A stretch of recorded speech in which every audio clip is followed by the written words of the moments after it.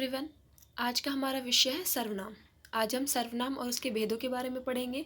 लेकिन जिस तरह आपको प्रोनाउन ने बताया था कि प्रोनाउन को पढ़ने से पहले आपको नाउन के बारे में पता होना चाहिए, बिल्कुल उसी तरह सर्वनाम को पढ़ने से पहले आपको संज्ञा के बारे में पता होना चाहिए।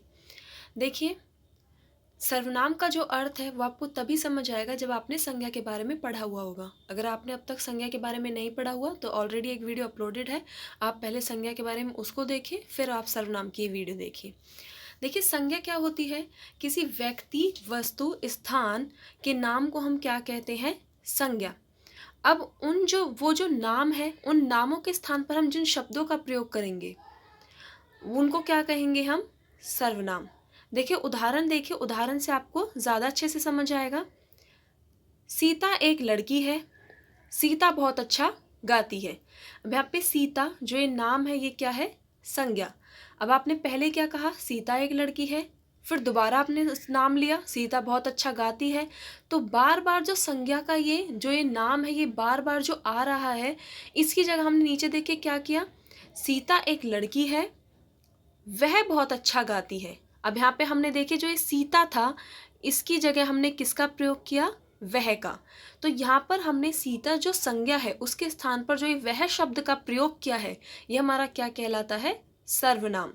सर्वनाम जो ये शब्द हैं, ये क्या हमारी किस चीज़ में सहायता करते हैं?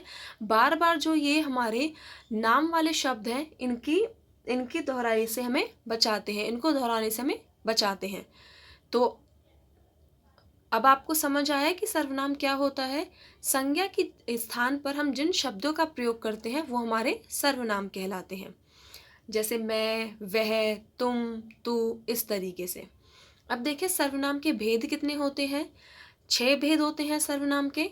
पुरुषवाचक सर्वनाम, निजवाचक सर्वनाम, निश्चयवाचक सर्वनाम, अनिश्चयवाचक सर्वनाम, संबंधवाचक सर्वनाम और प्रश्नवाचक सर्वनाम।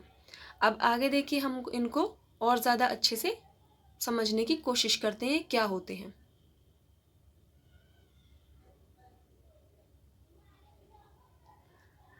आपका पहला भेद है पुरुषवाचक सर्वनाम। देखिए, पुरुषवाचक सर्वनाम क्या होता है?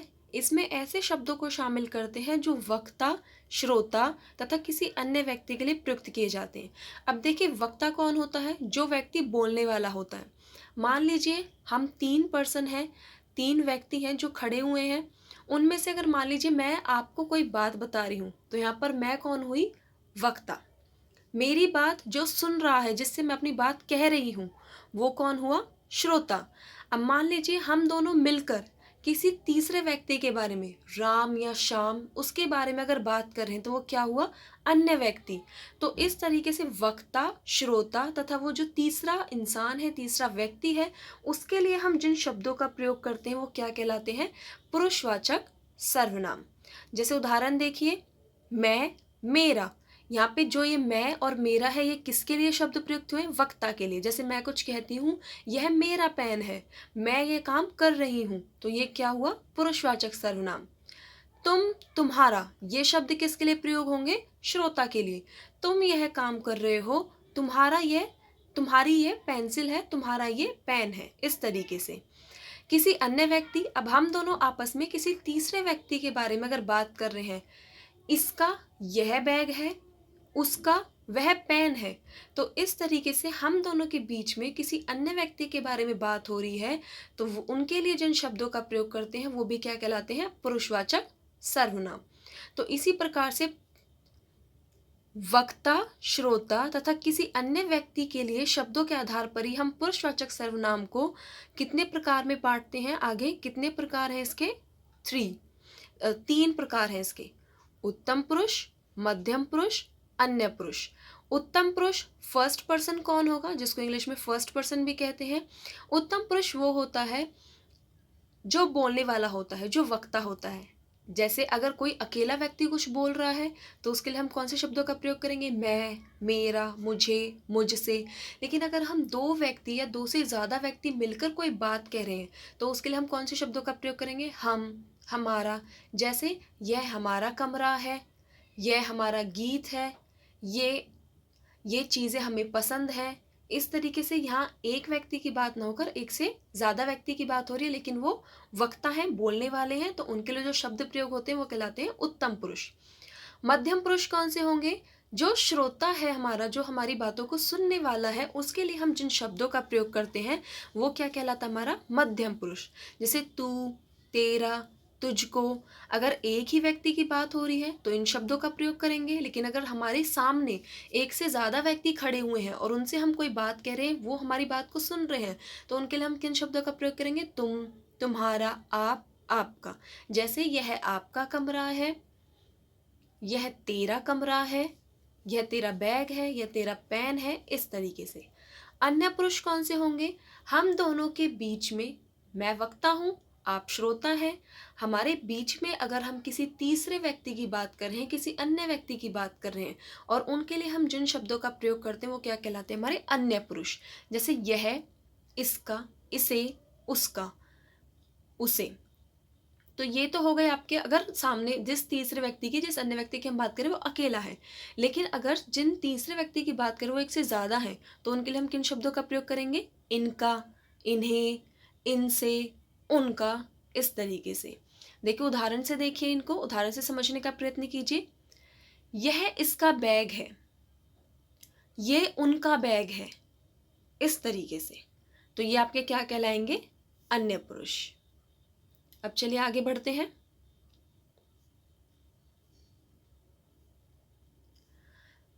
दूसरा भेद है सर्वनाम का, निजवाचक सर्वनाम। देखिए निजवाचक सर्वनाम क्या होता है आपका, जिसे आप इंग्लिश में रिफ्लेक्सिव प्रोनाउन भी कहते हैं। रिफ्लेक्सिव प्रोनाउन या निजवाचक सर्वनाम आपका क्या होता है? जो कर्ता, किसी वाक्य में जो कर्ता होता है। कर्ता कौन व्यक्ति होता है? जो किसी काम को करता है। ठीक है, तो कर्ता किसी काम को करने वाले व्यक्ति के साथ जो शब्द अपनापन प्रकट करते हैं, मतलब वो जो ये बताते हैं कि जो ये काम किया गया है, इस जो काम किया जा रहा है वो कर्ता के स्वयं के द्वारा किया जा रहा है, तो वो क्या कहलाते हैं? निजवाचक सर्वनाम। इसमें देखिए निजवाचक सर्वनाम में क्या पहचान होती है, इसमें कौन से शब्दों का प्रयोग होता है? अपने आप, स्वयं, खुद, इस तरीके से इन शब्दों का अगर प्रयोग हो रहा है तो वो हमारे क्या कहलाते हैं? निजवाचक सर्वनाम।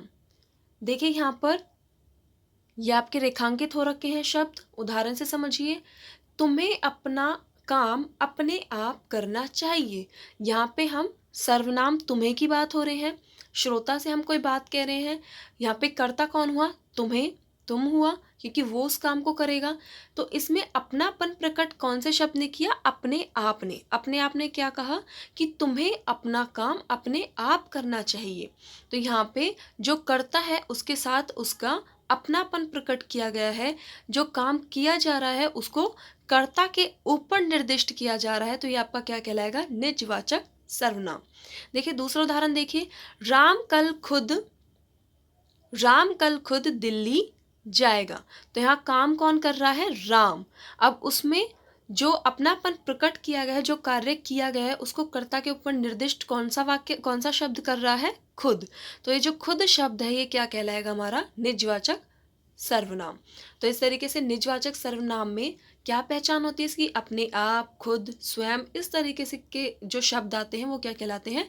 निजवाचक सर्वनाम। अब आगे देखिए, इसका अगला भेद होता है निश्चयवाचक सर्वनाम। निश्चयवाचक सर्वनाम क्या होता है? जो शब्द संज्ञा का निश्चित रूप से बोध कराएं। मतलब जिस वाक्य में अगर कोई संज्ञा है और उस संज्ञा को संज्ञा आपको पता ही है, किसी व्यक्ति के, किसी वस्तु के या किसी स्थान के नाम को कहते हैं। तो जिस व्यक्ति, वस्तु या स्थान की बात हो रही है वो आपको पता हो कि हम निश्चित रूप से इसी व्यक्ति, इसी वस्तु या इसी स्थान के बारे में बात कर रहे हैं, तो हमारा क्या कहलाता है? निश्चयवाचक सर्वनाम। देखिए उदाहरण देखिए इसका। तुम्हारी पुस्तकें यही है। तो यहाँ पे जो पुस्तकें हैं ये क्या है? संज्ञा। तो यहाँ पे पुस्तकों के लिए क्या कहा गया है? कि तुम्हारी पुस्तक कौन सी है? यही वाली। मतलब किसी इस जो वहाँ पे विशेष रूप से जो पुस्तकें रखी हुई हैं उनकी तरफ आप इशारा कर रहे हैं कि आपकी पुस्तकें यही हैं। कोई दूसरी नहीं है, यही है। तो वहाँ पे निश्चित रूप से आपने जिन पुस्तकों के बारे में बात की है, संज्ञा के निश्चित रूप का बोध कराया है, ये क्या आपका क्या कहलाएगा? निश्चयवाचक सर्वनाम। जैसे दूसरा उदाहरण और देखिए, इसी कुत्ते ने मोहन को काटा है। यहाँ पे जो आपका कुत्ता ये शब्द है, कुत्ते ये शब्द है, आपका संज्ञा है, लेकिन यहाँ पे संज्ञा का निश्चित रूप का क्या बोध कराया है कि किसी और कुत्ते ने नहीं काटा, इसी ने काटा है। आपके सामने कुत्ते खड़े हों तो आप उनमें से अगर जिसकी तरफ इशारा कर रहे हैं, आप निश्चित रूप से बता रहे हैं कि इसी कुत्ते ने मोहन को काटा है, तो ये आपका क्या कहलाएगा? निश्चयवाचक सर्वनाम। कि आपने निश्चित रूप से पूरे विश्वास के साथ जिस संज्ञा, जिस व्यक्ति, वस्तु, स्थान की बात की है, वो आपका क्या कहलाएगा? निश्चयवाचक सर्वनाम। अब देखिए अगला भेद इसका, अनिश्चयवाचक सर्वनाम। अनिश्चयवाचक सर्वनाम क्या होता है? जिसमें हम जिस संज्ञा सर्वनाम की बात कर रहे हैं उसके बारे में हम निश्चित रूप से पता नहीं है कि वो क्या है, तो वो आपका क्या कहलाएगा? अनिश्चयवाचक सर्वनाम। उदाहरण से देखिए, आपको समझ आएगा अच्छे से। वहाँ कोई है, कोई, वहाँ पर कोई है, आपको नहीं पता वो कोई कौन है। लड़का है, लड़की है, कोई जानवर है, कोई पशु है, कोई पक्षी है, आपको नहीं पता वो कौन है। तो यहाँ पर जिसकी बात हो रही है उसके बारे में कुछ भी निश्चित रूप से नहीं कहा जा सकता। तो ये जो शब्द है, कोई, कुछ, इस तरीके से जो ये शब्द होते हैं, ये आपके क्या कहलाते हैं? अनिश्चयवाचक सर्वनाम। अब आपको निश्चयवाचक सर्वनाम और अनिश्चयवाचक सर्वनाम में अंतर समझ आ गया होगा। निश्चयवाचक क्या होता है? निश्चित रूप से बोध कराना।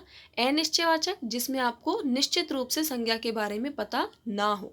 तो ये होते हैं आपके अनिश्चयवाचक निश्चयवाचक और अनिश्चयवाचक सर्वनाम।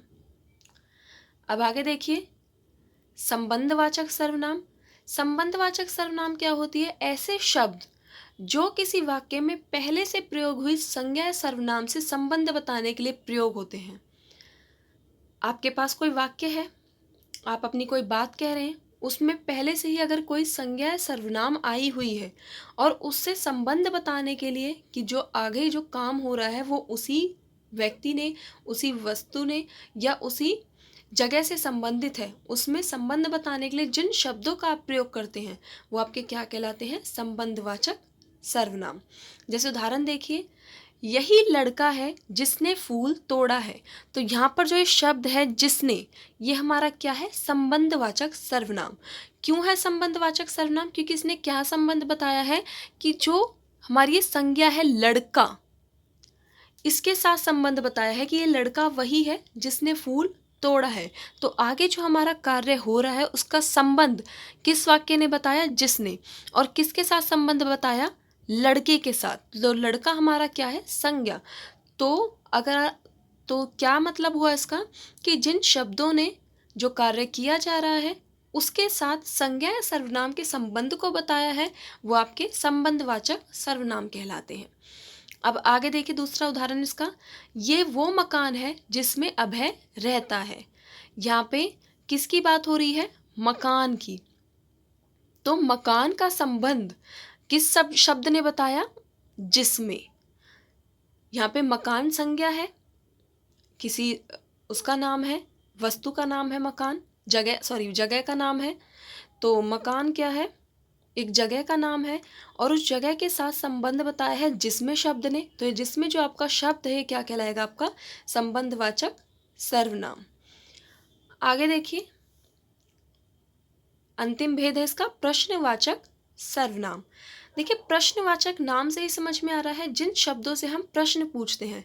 लेकिन प्रश्न कैसा होना चाहिए? कि संज्ञा सर्वनाम के विषय में जिन शब्दों से हम प्रश्न पूछते हैं। मतलब क्या हुआ इसका? कि अगर हमने कोई प्रश्न पूछा है और उसका उत्तर हमें या तो संज्ञा के रूप में मिले या सर्वनाम के रूप में मिले, तो वो क्या कहलाएगा? प्रश्नवाचक सर्वनाम।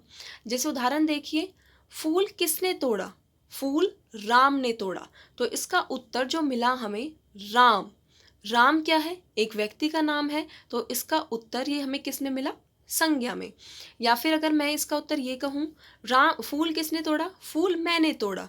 तो जो मैंने शब्द है ये क्या है? हमारा सर्वनाम। आगरा कौन जा रहा है? आगरा सीता जा रही है। सीता नाम है। नाम क्या होता है? संज्ञा को कहते हैं नाम। नाम वाले जितने शब्द होते हैं वो संज्ञा होती हैं। तो यहाँ पर जो हमारा उत्तर आया सीता, वो क्या है? संज्ञा। अगर ये कहा जाए आगरा कौन जा रहा है? आगरा तुम जा रहे हो, तो यहाँ पर जो ये तुम शब्द है ये क्या है? सर्वनाम। तो इस तरीके से जिन शब्दों से प्रश्न पूछा जाए और उन प्रश्नों से जो उत्तर मिले हमें वो संज्ञा सर्वनाम के रूप में मिले, तो वो क्या कहलाएंगे? आपके प्रश्नवाचक सर्वनाम। मुझे उम्मीद है आपको ये सर्वनाम का जितना भी अर्थ है उसके जितने भी भेद हैं ये सब आपको समझ आ गए होंगे, लेकिन पहले आपको संज्ञा को समझना होगा। मिलते हैं अगले किसी विषय के साथ। Till then, have a nice day, take care of yourself. Thank you.